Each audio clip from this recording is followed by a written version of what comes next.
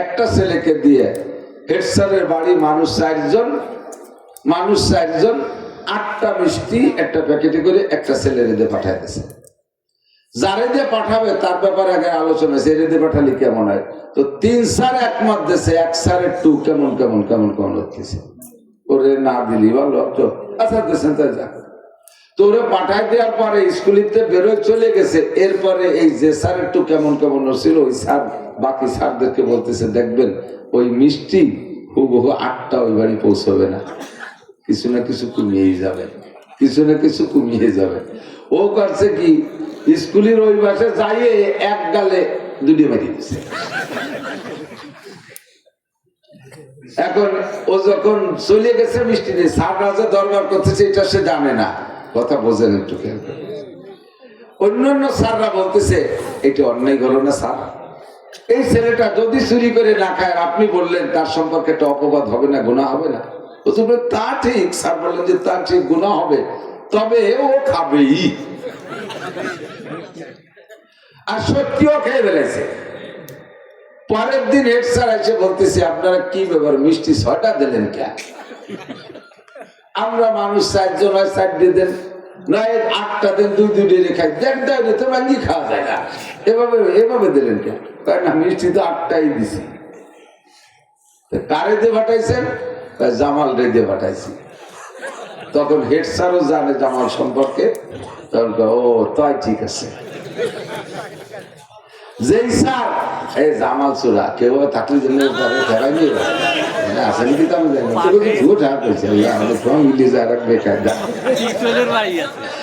আল্লাহ এদিক এখন কইতেছে কি, এদিক খেয়াল করেন। আর ওই স্যার এদিক খেয়াল করেন, ওই স্যার বললেন যে ও চুরি করে খাবে, এর কারণে কি খাইছে, নাকি ওর খাবে তো খাবেই, খাইছে খারাপ সে খাবে। কিন্তু স্যার একবার বললেন কিভাবে, যে স্যারের অভিজ্ঞতা আছে, ওরে দিয়ে এইরকম ঘটনা আগেও 2-4টা ঘটছে। তো তাকে 5 বছর ড্রিল করার কারণে তার চরিত্র আর আখলাক সম্পর্কে যতটুকু অভিজ্ঞতা অর্জন করতে পারছে, সেই অভিজ্ঞতার আলোকে ভবিষ্যৎ সম্পর্কে একটা কথা স্যার বললেন, আর হুবহুটা মিলিয়েও গেল।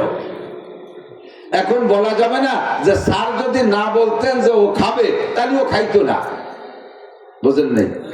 স্যার যদি না বলতেন যে ও খাবে, এ কথা যদি স্যার না বলতেন, তাও খাতো। স্যার বলছে তাও খাইছে। এখানে স্যারের বলার কোনো দোষ না, ওর চরিত্রের দোষ। স্যার তার চরিত্র সম্পর্কে অভিজ্ঞতার আলোকে যেটুকু বলছে, খাবে মিলে গেছে। এখন কথা হলো যে মানুষকে 5 বছর ডিল করার পরে সেই মানুষের চাল চলন আমল আখলাক দেখে তার আখলাক সম্পর্কে যদি এতটুকু অভিজ্ঞতা অর্জন করা যায়, যেই অভিজ্ঞতার আলোকে একবার বলে দিলি তা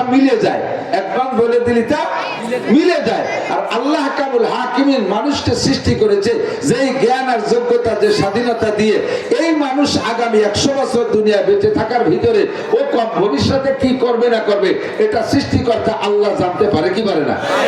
এই জানা অনুযায়ী লিখে রাখছে, আর সেই অনুযায়ী অতি চালে আছে।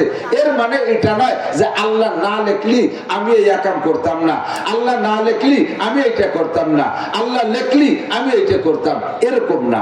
আপনি করবেন আল্লাহ একবার জানে, তাই লিখে রাখছে, তাই হুবহু হতে চালে আছে। এবার আসেন, আল্লাহ পাক আমাকে আপনাকে স্বাধীনতা দিয়েছে, এই স্বাধীনতার মাধ্যম দিয়ে আল্লাহ তাআলা তকদির আমার আমল আখলাককে পরীক্ষা করে। আমাকে স্বাধীনতা দিয়েছে, স্বাধীনতা দিয়ে আমি আমাকে ভালো বানাইতে পারি, মন্দ বানাইতে পারি। আমি ইচ্ছা করলে মসজিদে যাইতে পারি, আবার ইচ্ছা করলে মন্দিরে যাইতে পারি, আমি ইচ্ছা করলে মাদ্রাসায় যাইতে পারি, আমি ইচ্ছা করলে স্কুল কলেজে যাইতে পারি, আমি ইচ্ছা করলে গির্জায় যাইতে পারি, আমি ইচ্ছা করলে সিনেমা হলে যাইতে পারি, আমি ইচ্ছা করলে মসজিদে যাইতে পারি, ভালো জায়গাও যাইতে পারি, মন্দ জায়গাও যাইতে পারি। এই ইচ্ছা স্বাধীনতা আল্লাহ পাক আমাকে দান করেছেন। এবার আল্লাহ পাক যে তকদির লিখে রাখছেন আমার ভবিষ্যৎ দেখা, এখানে আমার স্বাধীনতাকে প্রয়োগ করে যদি আমি আল্লাহ পাকের কাছে সময় সুযোগ মতো দোয়া করি, আমি যদি দোয়া করি, তাহলে আল্লাহ পাক রব্বুল আলামিন ওই লেখা তকদিরকে পরিবর্তন কইরা তার কুদরতি ক্ষমতা বলে আমাকে আবার ভালোর দিকে পরিচালনা করার ক্ষমতা তিনি রাখে। এই জন্য বলে আরেকটু বোঝেন, এই তকদির দুই প্রকার। তকদির একটা হলো তকদিরে মুআল্লাক, আর একটা হলো তকদিরে মুবরাম। তকদিরে মুবরাম মানে শিরোধার্য তকদির, যা কোনো তকদিরের দ্বারা পরিবর্তন হয় না। যেটা লিখছে তো ওটা হবেই হবে। আপনাকে যে স্বাধীনতা দিয়েছে, ওই স্বাধীনতাকে আপনি ঘুরে ফিরাইয়া ওই জায়গায় যে মিলে ফেলবেন, ওটা কোনোভাবে পরিবর্তন হবে না। আর একটা হলো তকদিরে মুআল্লাক, আল্লাহ লিখে রাখছেন একভাবে, সাথে আবার নিচে শর্ত লিখে দিয়েছে, যদি বান্দা তার স্বাধীনতাকে প্রয়োগ কইরা এই কাজে এইভাবে না করে ওইভাবে করে, তাহলে যা লিখছে তার থেকে পরিবর্তন করে আরেক রকম দেওয়া যেতে পারে। এর উদাহরণ বুঝে নেন সূরাতে মাসালা। একই দুইজন ব্যক্তি, দুইজনের নামে 60 বছর করে হায়াত লেখা আছে। দুইজনের নামে 60 বছর করে হায়াত লেখা। একজনের 60 সাথে লেখা তুমি ভালো করো মন্দ করো, যেভাবে যা করো না করো, যুদ্ধ করো বিগ্রহ করো, যা কিছু করো না কেন, কোনোভাবে অ্যাক্সিডেন্ট করো আর আগুনের মধ্যে পড়ে যাও, গার্মেন্টস এর আগুনের মধ্যে পড়ে যাও, বয়লারের আগুনের মধ্যে যদি পড়ে যাও, আমি আল্লাহ যে কোনো ভাবে বাঁচাইয়া তোমাকে 60 বছর পুরোই ছাড়বো দুনিয়ায়। ওই ব্যক্তির জন্য 60 হলো হায়াতে মুবরাম, তকদিরে মুবরাম। আর আরেকজনের জন্য 60 লিখছে, তার নামে 60 লিখে রাখছে, যদি তুমি ভালো কাজ করো মুরব্বীদের কাছে দোয়া চাও, মুরব্বীদের কাছে থেকে দোয়া নাও, মুরব্বীরা যদি তোমার হায়াতের দোয়া করে। যেমন এদিক তাকান, যুবক তুমি মোটরসাইকেল চালায় যাইতেছো, রাস্তায় যে মুরব্বী একজন, তোমার একজন স্যার যাইতেছে, বাল্যকালে প্রাইমারিতে পড়ছো, এখন তুমি ঢাকা জাহাঙ্গীরনগর বিশ্ববিদ্যালয়ে পড়ো, বাড়ি আছে বড় লোকের ছেলে, দামি পালসার গাড়ি একটা নিয়ে যাইতেছো, যাওয়ার পথে দেখো তোমার সেই প্রাইমারি স্যার পায়ে হেঁটে যাচ্ছে। স্যারের কাছে যে মোটরসাইকেলটা স্লো কইরা একেবারে স্ট্যান্ডে দাঁড় করে সাইকেলের থেকে নেমে যে তুমি স্যারকে সালাম দিবা, আসসালামু আলাইকুম স্যার, কেমন আছেন? ওয়ালাইকুম আসসালাম, তোমাকে তো চিনলাম না। স্যার আমার নাম আব্দুর রহিম। কোন আব্দুর রহিম? স্যার আপনি আমাদের ওই প্রাইমারি স্যার, আমি তো ওই প্রাইমারি থেকেই পড়ছি, আমি ক্লাসে স্কলারশিপ পেয়েছিলাম ক্লাস 5-এ। তোর আব্বার নাম জানো কি? স্যার আমার আব্বার নাম আব্দুর রহিম। আমার নাম আব্দুর রহমান, আমার আব্বার নাম আব্দুর রহিম। ও হো, তুই সেই আব্দুর রহমান, এত বড় হয়েছো, তুমি কোথায় পড়ো বাপ? স্যার আমি ঢাকা বিশ্ববিদ্যালয়ে পড়ি। তো তুমি দাঁড়াইলি কেন? স্যার আপনি হেঁটে যাচ্ছেন, আমি মোটরসাইকেলে যাচ্ছি, আমাকে কোনো মতে আর সামনের দিকে বাড়তে বললাম না। স্যার আপনি কোথায় যাবেন? বলমারি যাবেন। ওঠেন স্যার, আমি একটু আগায় দিয়েছি। স্যার একটু আগায় দিয়েছি। না না বাবা, আমি অত দূর যাবো না, এখানে যাবো। স্যার তাহলে যদি অনুমতি দিতেন, আমি আমার দাদার জন্য ওষুধ আনতে যাবো। আমি কি যাবো স্যার? এই যে কথাগুলো স্যার এমন মুগ্ধ হয়ে গেছে, সাথে সাথে তোর বাপও ভদ্র, তোর দাদাও অনেক ছিল, তুইও ভালো, বাংলাদেশের উল্লেখযোগ্য একটা অফিসার হবি। আল্লাহ তুমি আমার আব্দুর রহমানকে হায়াতে তুই বাবায় দাও। এই যে আমল আখলাক দেখাইছে, তাতে মুরব্বীর কাছে স্যারের কাছ থেকে দোয়া নেছে, স্যার দোয়া করছে, আল্লাহ লেখা ছিল 60, মুরব্বীর দোয়ার কারণে তোমাকে বাড়ানোর অপশন খোলা আছে, সেই সুবাদে তোমার 10 বছর বাড়াই দিলাম। এরকম তকদিরে মুআল্লাক, এরকম তকদিরে মুআল্লাক আমলের কারণে বাড়া এবং কমানোর সুযোগ আছে। আমার আর এক পাঙ্কু মোটরসাইকেল চালায়, পাঙ্কু, এর পিছনে পাওয়ার ব্যাংক একটা বসানো। পাওয়ার ব্যাংক চেনে? মোটরসাইকেলের পিছনে আধা ল্যাংটা সেমরি একটা বসাতে পারলি ড্রাইভারের পাওয়ার বাড়ে, ও পিছনেতে পাওয়ার দেয়, না হলো পাওয়ার ব্যাংক, ও খালি মোড়ায়। মুরব্বী একদম রাস্তায় দিয়ে যাইতেছে ব্যাগ হাতে, আর ওই পাওয়ার ব্যাংক আলা পাঙ্কু ওই জায়গাতে এমন ভাবে পিক আপ দিয়েছে, মাটির রাস্তা ধুলোতে ধুলো গুলা হয়ে গেছে, বুড়োর চোখ মুখ ঘুরে গেছে ধুলো। বুড়ো আর আটকে পারে না, খালের মধ্যে গড়তে গড়তে নিচে চলে গেছে, লুঙ্গিটাও বলে আশ্বাস গাছের সাথে ব্যক্তি রয়েছে, ওখানে শুয়ে শুয়ে কাল আমার মরার ডেট ফেল হয়ে গেছে। তুমি এমন কথা কাউ, আল্লাহ চলবো কি, দেখো কি অবস্থা। আল্লাহ কয় না, তোমার মরার ডেট ফেল হয়নি, আরো 15 বছর বাকি আছে। কিভাবে থাকবো আল্লাহ? রাস্তায় তো চলার কায়দা নেই। তোমার মসজিদে এখনো মুয়াজ্জিন তৈরি হয় নাই, বুড়ো তুমি আজান দাও, আর একজন মুয়াজ্জিন হতে আরো 15 বছর লাগে, এই 15 বছর তোমার থাকতে হবে। কিভাবে থাকবো? আল্লাহকে তুমিই থাকবো। পাঙ্কুরে ফেলাই দিচ্ছি, পাঙ্কু বুড়োরে এইভাবে কষ্ট দিয়ে তুই সামনে টান দিয়ে যখন গেছে, সামনে মোড়ের পর যে হঠাৎ করে বালির ট্রাকেরটা এসে গেছে, লাগিয়ে গেছে মুখোমুখি। পাওয়ার ব্যাংক খালের ভিতরে, পাঙ্কুর মাথা আলাদা, বডিটা চাকার সাথে ফেঁসায় গেছে, মোটরসাইকেল বুড়ো বুড়ো হয়ে গেছে, বুড়ো এসে যায় যে জায়গায় লোকজন জড়ো চড়ে। এখানে কি হয়েছে? যে একটা ছেলে, রাজপুত্রের একটা ছেলে, কি সুন্দর একটা নায়িকার মতো একটা মাইয়ে নিয়ে আসছে, আর তাই নিয়ে এসে মোটরসাইকেল নিয়ে অ্যাক্সিডেন্ট করে পড়ে গেল। বুড়ো কাজ, আল্লাহ তুমি এত তাড়াতাড়ি দোয়া কবুল করো, এটা তো জানতাম না। এই যে যে বুড়ো হাইট ছাড়ছে, ওর হাইট ওই জায়গা থেকে 60 থেকে 10 কমে গেছে। আদরতা দেশতে আর লুৎফে এলাহি বেলে বরসার বেরো হারদা কে খাহি। ও যুবক, বেয়াদবি করে মরিস না, বেয়াদবি করে বদদুয়া নিস না। আব্বা মার সাথে বেয়াদবি করিস না, উস্তাদের সাথে বেয়াদবি করিস না, মুরব্বিদের সাথে বেয়াদবি করিস না, আরে আলেম ওলামার সাথে বেয়াদবি করিস না। বেয়াদবি করার কারণে তাদের বদদুয়া হাত পর্যন্ত খাটো হয়ে যায়। বিশেষ করে স্টুডেন্ট যারা আছো, ছাত্র যারা আছো, মনে রাখবা বুজুর্গানে দিনের বাস্তব অভিজ্ঞতার আলোকে বলে, शिकायत कुनधार के उस्तादेरा, আমার দিক शिकायत कुनधार के उस्तादेरा गिरफ्तार बाशाद बलाचारेरा। উস্তাদের সাথে যারা বেয়াদবি করে, মুরব্বিদের সাথে যারা বেয়াদবি করে, তাদের উপরে 4টি বালা, 4টি মুসিবতের ভিতরে সে পড়বেই পড়বে। 4টি, একে আকে ইলমাস ফারা মুশাবাদ। 1 নম্বরে যা পড়বা একদার দিয়ে পড়বা, আর একদার দিয়ে ভুলবা, পড়ে মনে রাখতে পারবা না। বেয়াদবি করছো, উস্তাদের যদি রুহানি ধাক্কা লেগে থাকে, আধ্যাত্মিক কি বলা হয়, নজর যদি তোমার দিকে পড়ে থাকে, তাহলে তুমি এবার ধরা খেয়ে যাবা। 1 নম্বরে যা পড়বা তা মনে রাখতে পারবা না। দেখার তঙ্গের রুজি বা দুনিয়া সমাজ। বেয়াদবি যারা করবা উস্তাদের সাথে, 2 নম্বর বিপদ তাদের জন্য। মাদ্রাসার ছাত্র হও, স্কুল কলেজের ছাত্র হও, উস্তাদের সাথে বেয়াদবি করবা, 2 নম্বর বিপদ হলো রুজির অভাব সারবে না। সুয়ামা কে শখসর মে মেরা জামা। ও বেয়াদব, ছেলে হওয়ার মেয়ে হও, ছেলে হওয়ার মেয়ে হও, মুরব্বিদের সাথে বেয়াদবি করবা, আব্বা মার সাথে বেয়াদবি করবা, উস্তাদের সাথে বেয়াদবি করবা, উলামায়ে কেরামের সাথে বেয়াদবি করবা। 4 বিপদের 3 নম্বর বিপদ হলো সুয়ামা কে শখসর মে মেরা জামা। বেয়াদবকে আল্লাহ তাআলা হায়াত কমাইয়া দেয়, হায়াত কমাইয়া দেয়। ওয়াকাল মরণ যাকে বলে, আমরা আসলে ওয়াকাল মরণ এভাবে বলি না। ওয়াকাল মরণ হলো তার হায়াত থাকতে তার মরণ হয় না, কিন্তু আল্লাহ পাক তার হায়াত কমাইয়া দেয়। জাহারাম বেঈমান রাওয়াদাত জাহা। 4 নম্বর যুবক, বেয়াদবি করবি না, কথায় বেয়াদবি করবি না, আলেম ওলামার সাথে বেয়াদবি করবি না, উস্তাদের সাথে বেয়াদবি করবি না। আব্বা মার চাইতে বড় উস্তাদ নাই, ও জায়গা বেয়াদবি করবে না। তাহলে 4র্থ নম্বর বিপদ হলো মরার সময় কলেমা নসিব হবে না। কাবা ঘরের মধ্যে যদি তোমার মরণ হয়, জবানে কলেমা উচ্চারণ করতে পারবা না।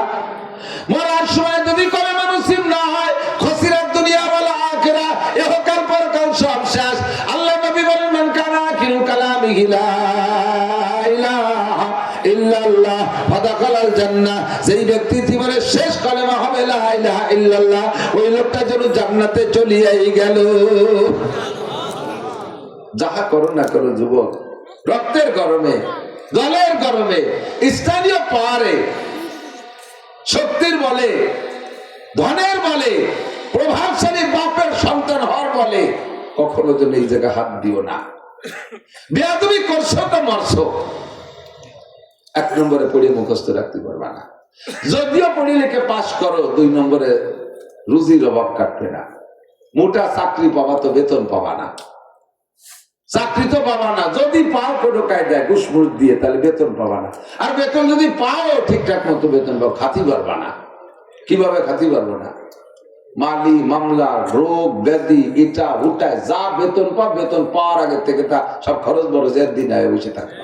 যদি তাও না রীতিমতো সবকিছু গুছাই গেছে আনতে পারো, লাস্ট ফিনিশিং খাতি পারবে না। ডাক্তারে ফতোয়া দিয়ে দিছে, এটি খাবা না, ওইটি খাবা না, সেটি খাবা না, ডিম খাবা না, গোশ খাবা না, মাটির উপরের কিছু কোনো তরকারি খাবা না, মাটির তলের তা কিছু খাবা না, এই বাড়ির সব বাদ, গোশ খাবা না, তারপরে মিষ্টি খাবা না, মিষ্টির দোকানের সামনে দিয়ে হাঁটবা না, সব ব্রেক। এত সম্পদ কিনা খাবে, কিছু খাতে পারে। গোড়ায় হাত দিয়ে দেখেন কোন জায়গা থেকে মাইট দিয়ে থইছেন, পিছনে হাত দেন, সেই জায়গাতে সমাধান করিয়াছেন। যদি কোনো উস্তাদ বেঁচে থাকে আর সেই উস্তাদের সাথে বেয়াদবি করা থাকে, যে পাও ধরে বুড়ো কালে হলে ভাব হইয়াছেন, যাতে শেষ পর্যন্ত সেটি খেয়ে যেতে পারে। সোয়ামাকে শখসার বেমিরাত যাবা, যৌবন কালে মারা যাবা, হায়াত কমায় দেয়া হবে, তাহারাম বেঈমান ওয়াদাত যাহা। 4 নম্বরে মরণকালে কলেমা নসিব হবে না। এই তকদিরকে পরিবর্তন যদি করার সুযোগ আল্লাহ নাই রাখবেন, এদিকে জায়গা মতো চলে আসে বেরিয়ে যাচ্ছে কথা। তকদির যদি পরিবর্তন করার কায়দা সুযোগ নাই থাকবে, তাহলে আল্লাহ তাআলা এত মুনাজাত শিখিয়ে দেবে কেন? এই কথা বলেন।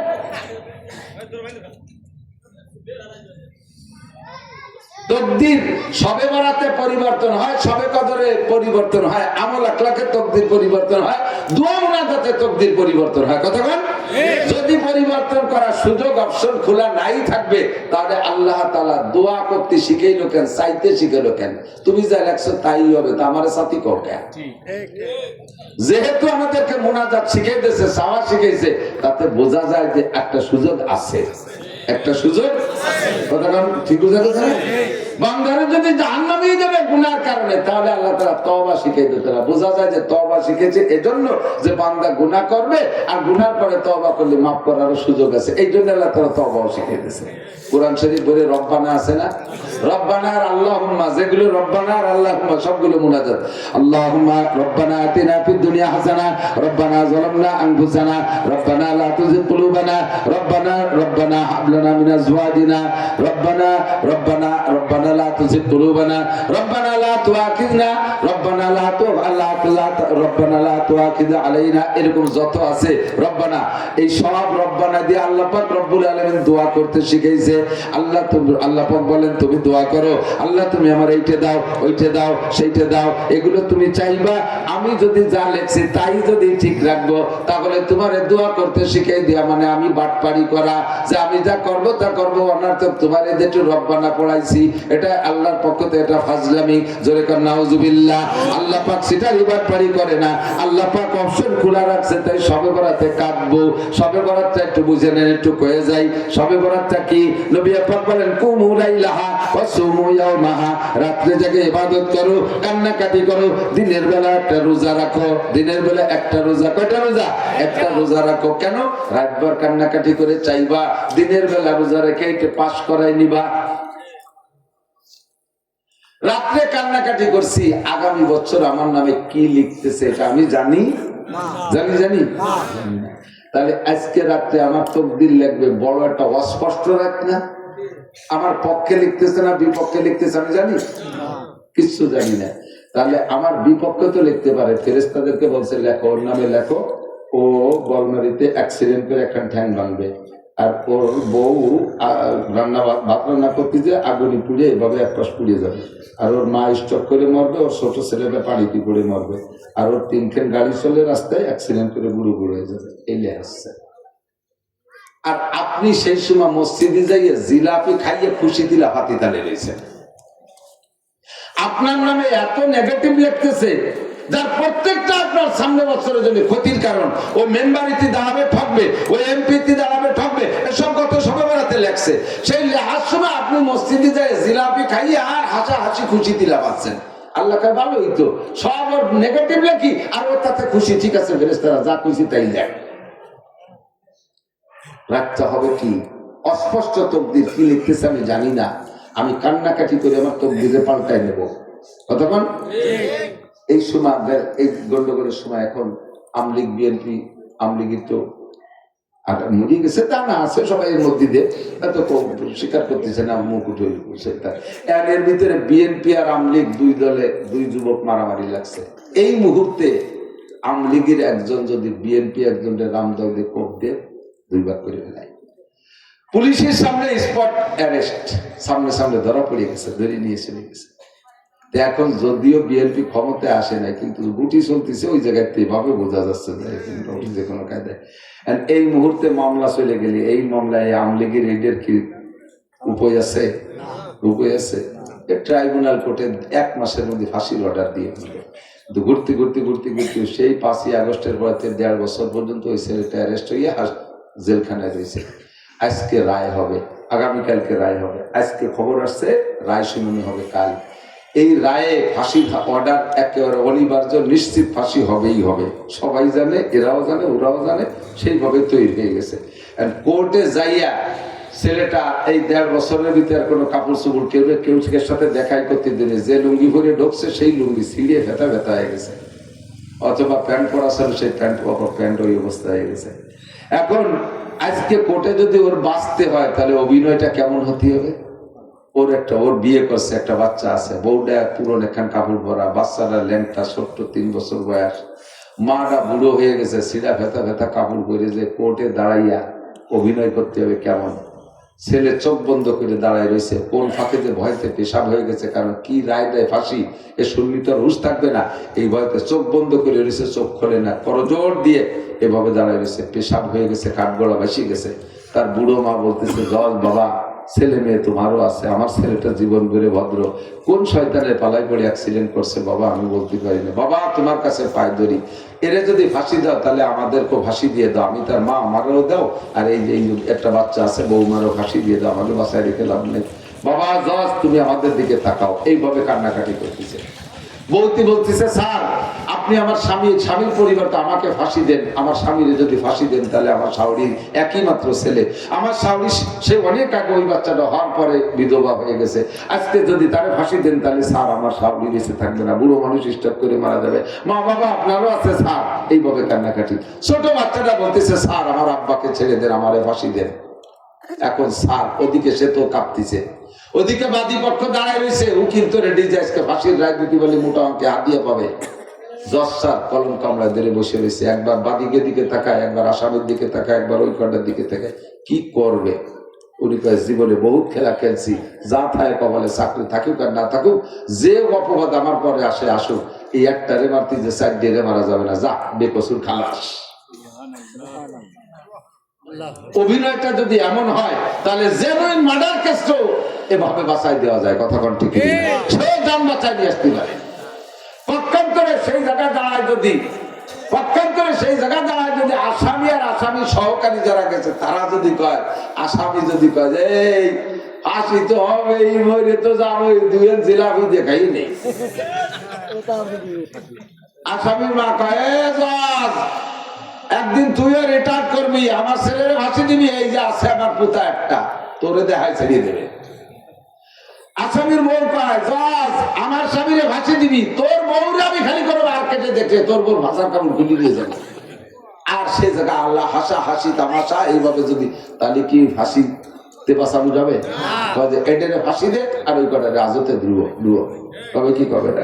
সেম কোয়ালিটি লাইলাতুল বারাতে কান্নাকাটি হবে, আল্লাহ আমার গুনাহ মাফ করে দাও, আব্বা আমার গুনাহ মাফ করে দাও, আল্লাহ আমার সন্তান নাই সন্তান দাও, আল্লাহ আমার চাকরি নাই আমার চাকরি দাও, আল্লাহ আমার রিজিকের ভালো ব্যবস্থা নাই ব্যবস্থা করে দাও, সামনে নির্বাচন আমাকে জয়ী করে দাও, আল্লাহ আমারে গাড়ি দাও বাড়ি দাও, আল্লাহ আমি পরীক্ষাতে ভালো রেজাল্ট করাই দাও, আল্লাহ আমার ভাবনাটা দূর করে দাও, ইত্যাদি ইত্যাদি বলে তোমার প্রয়োজনগুলো চাইবা কান্নাকাটি করে। সে টাকা জিলাপি খাওয়ার কিছুই নাই, গোশ মাছ খাওয়ার কিছুই নাই, হালুয়া রুটি খাওয়ার কিছুই নাই। ওদিকে তোমার তকদিরে লিখতেছে আল্লাহ পাক এই সবই তোমার নেগেটিভ, সবই তোমার নেগেটিভ লিখতেছে।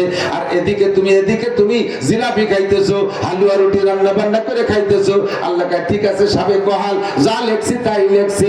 ওটা এই নেগেটিভ লেখার উপরে যেহেতু সন্তুষ্টতার প্রমাণ, জিলাপি খায়, বিস্কুট খায়, হালুয়া রুটি খায়, গোশ খায়, ঠিক আছে যা লেখছি তাই থাকবে। কথা বলেন ঠিক ঠিক না? রাতটা আমার আনন্দের রাত না, জিলাপি খাওয়ার রাত না, হালুয়া রুটি খাওয়ার রাত না। ওই রাতটা টাকা পয়সা দান করবেন, রুটি দান করার চাইতে টাকা দান করলে বেশি নাকি, হালুয়া দান করার চাইতে টাকা দান করলে বেশি নাকি। হালুয়াতে শুধু হালুয়ার কাজ চলে, রুটিতে শুধু রুটির কাজ চলে। আর দানের মাধ্যমে নাকি হয়, টাকা দান করলে টাকা পাইলে মানুষের সব কাজ চলে। কতক্ষণ কাজে ওই রাত্রে দান খয়রাত করবেন, হালুয়া রুটি আর খাওয়া খাই রাত না, কান্নাকাটি করবেন, আল্লাহ পাকের কাছে চাইবেন, সারা রাত কান্নাকাটি কইরা শেষ রাত্রে সেহরিকে একটা রোজা রাখবেন।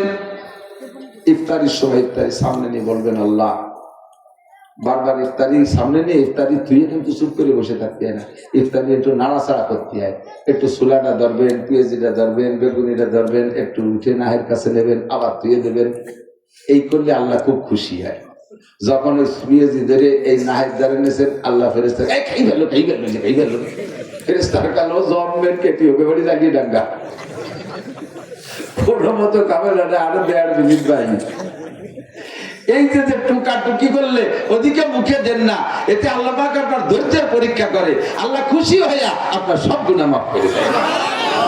এই ইফতারি নিয়ে আপনি বলবেন দোয়া, আল্লাহ সারা রাত কাঁদছি, সারা দিন না খেয়ে রয়েছি, এখন এই আমার দরখাস্ত, গত রাতে দরখাস্ত কবুল না হওয়া পর্যন্ত আমি ইফতারি খাবো না। আল্লাহ ওই সময়কার তো আমার সব কবুল করে নিলাম। বিগত সময়, সরকারের সময় দেখছি এই মাস্টাররা অনশন ধর্মঘট করছিল। মাস্টাররা আছেন নাকি এর ভিতরে? মাস্টার আছেন না? মাস্টাররা অনশন ধর্মঘট করছিলেন, ঠিক না? শেখ হাসিনার কাছ থেকে দাবি আদায় করা যায়, তাই তো?